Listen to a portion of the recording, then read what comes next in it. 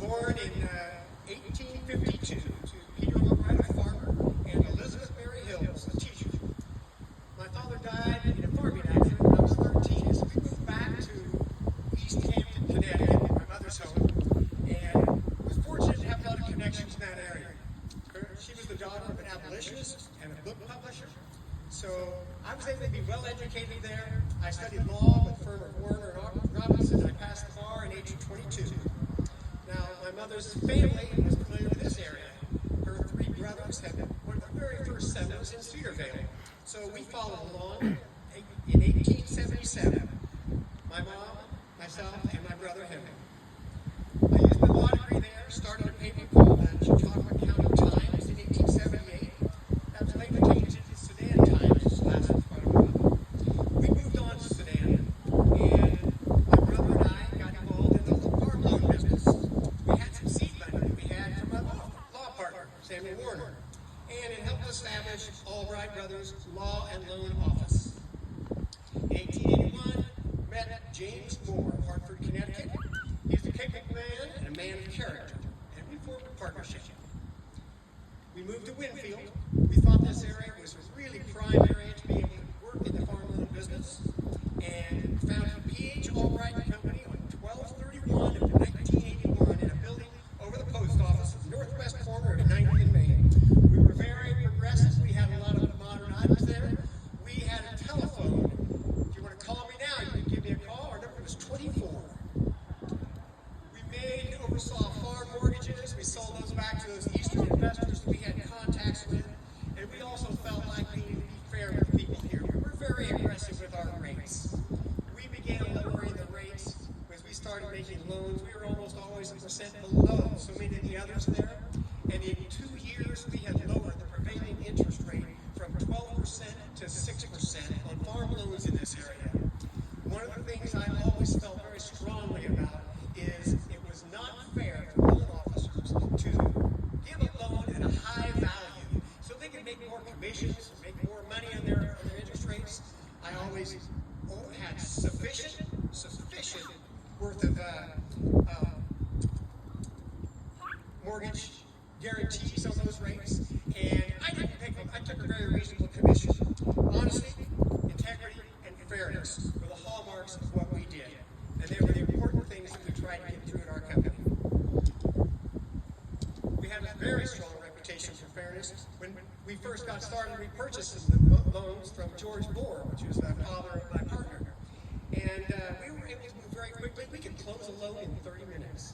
I had a good eye for farm values. One time, I was out inspecting a property that had been covered by one of the Moore loans, and come out to find out that they had this really nice wire fence. I go out to look at it, came back and reported that someone had stolen their wire fence.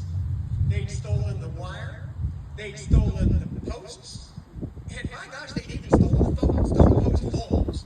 Just no difference in other people. They did not know how to gauge property. One of the things that I always did was very proud of is I would work with any man who had come to work with a loan.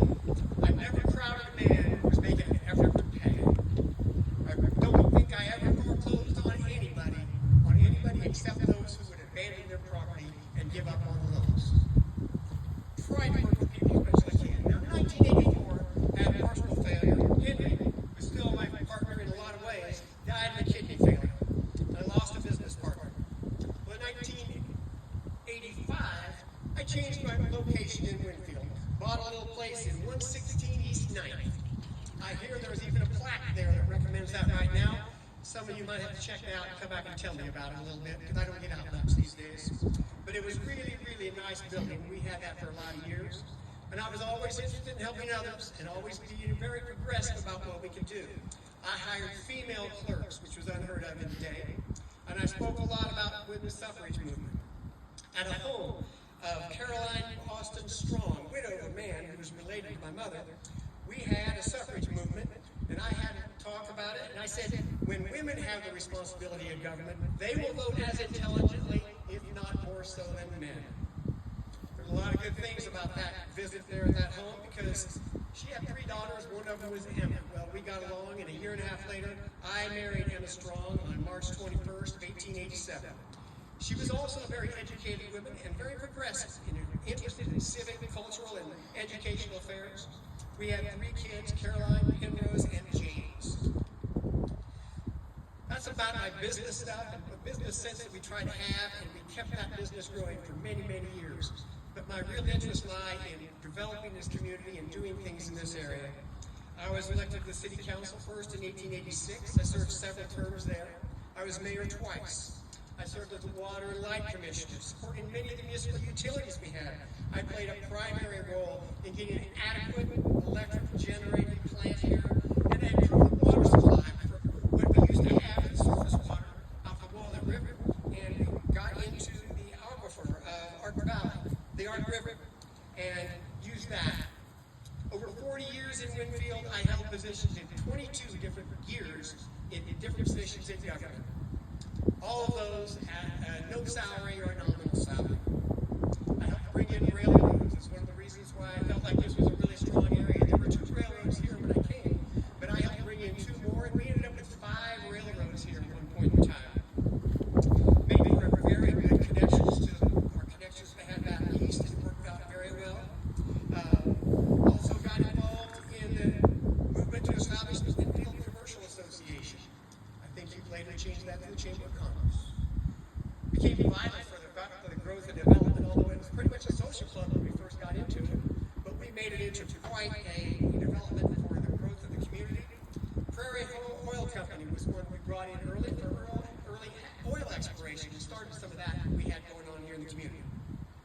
As you might guess, with my farm backgrounds and farm loans, I always supported agriculture. I was the county fair president and treasurer for about 7 years. Very important to have crop diversity. I tried to introduce cotton. I did introduce alfalfa, a drought-resistant sorghum to this area. Started an Albright Farm and Ranch journal where were able to talk about the things that were happening in the area. Also established Albright Gardens, placed near Kellogg and Vernon Township to develop new irrigation techniques, livestock breeding, horticulture experiments. One of the things we did that I know my great-granddaughter will be very proud of, we brought in the catalpa trees to Winfield, and I planted many thousands of trees in this area. As president of the board of managers of the Winfield Chautauqua Assembly for 3 years, we purchased Highland Park.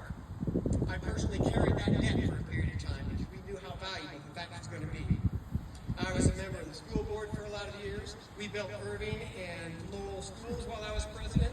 Some of the older folks might remember those schools. They've been around a long time. I was a leader in a long campaign to build a public library, secured the land, planned the building, oversaw its construction. I was the first president of the library board for 4 years, and that library was open to all of the county, not just the city.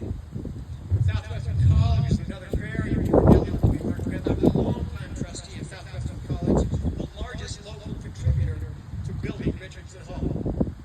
That was one of the tragedies we had when that fire burned, and you can see it really well.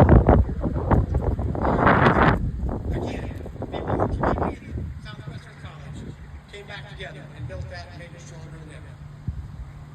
While I was not a churchman myself, I contributed to nearly all the churches in the area, supported construction efforts for a lot of them. I was very active in trying to establish an observatory on Observatory Hill, donated the land at 15th and John from Albright Park. Been involved in a campaign to bring a modern hotel to this area, 4 stories high, built in 1918 in Laganda. Later, as I was tuning into those times, I finally got to step away from my business a little bit. I allowed my son-in-law, Robert Collins, to take over their business, and in 1913, we had day-to-day operations. And from there, it's been a great run over there. I do hear a few things happening out here.